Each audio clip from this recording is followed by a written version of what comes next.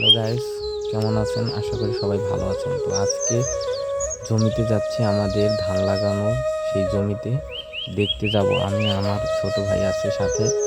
তো যাবার পথে আমাদের গ্রামের যে প্রাকৃতিক সৌন্দর্য রয়েছে সেটা আপনাদের কাছে তুলে ধরব। তো সবাই দেখতে থাকুন এবং ভালো লাগলে সবাই লাইক কমেন্ট শেয়ার করে দিবেন। দেখতে থাকুন আমাদের প্রাকৃতিক সৌন্দর্য। তো আমরা যাচ্ছি।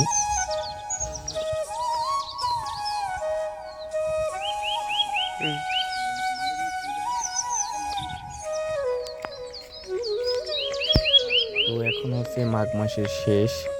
আমাদের এলাকার যে জমিতে সবাই ধান রোপণ শেষ। দেখুন আপনারা সবাই ধান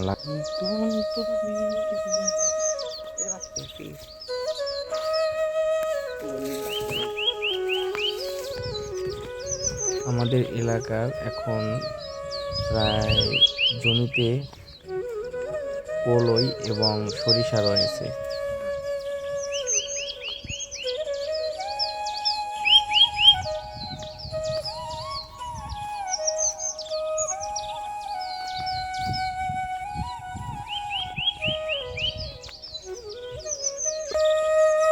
যতদূর তাকাবো দেখা যায় শুধু গম, সরিষা, ধনিয়া ও কলই। হ্যাঁ, আমাদের এদিকে।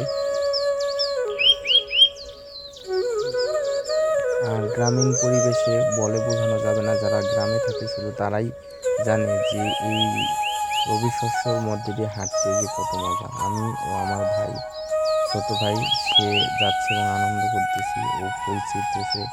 পাশেই সরিষা ফুলের যে গন্ধ এবং যে দৃশ্য বলা যাবে না। দেখেন আপনারা কত সরিষা ফুল, দেখলে মনটা ভরে যায়।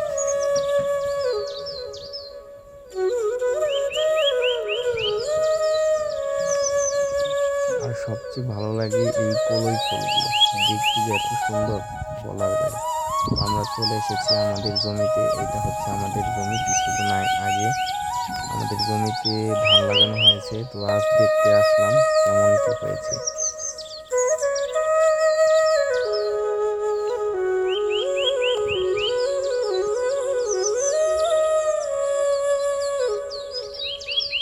পরিদর্শন করলাম যে জমিতে ঠিকঠাক জল আছে কিনা এবং আল কোথাও কাটা আছে কিনা যেখান দিয়ে জল বের হয়ে যায়, তো সেটা আমি ঠিক করে দিলাম।